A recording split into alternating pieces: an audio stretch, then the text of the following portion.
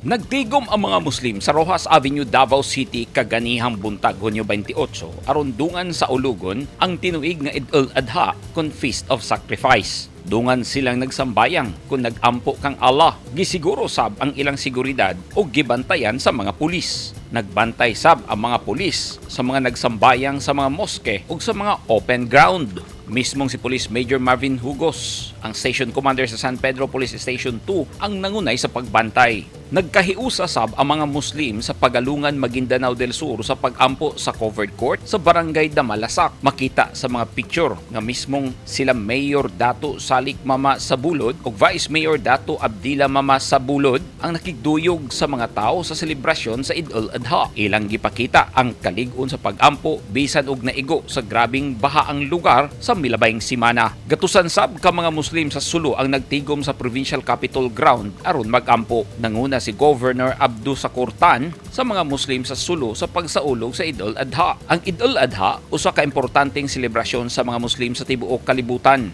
Kay kining panahona nasulayan ang pagtuo ni Prophet Ibrahim kang Allah pinagi sa pagsakripisyo sa iyang anak nga lalaki nga si Ismael. Dihang nakita ang bug-os nga pagtuo og debosyon ni Ibrahim sa labaw nga makakagahom imbes nga si Ismael ang isakripisyo, gibayloan na lang kini og ram.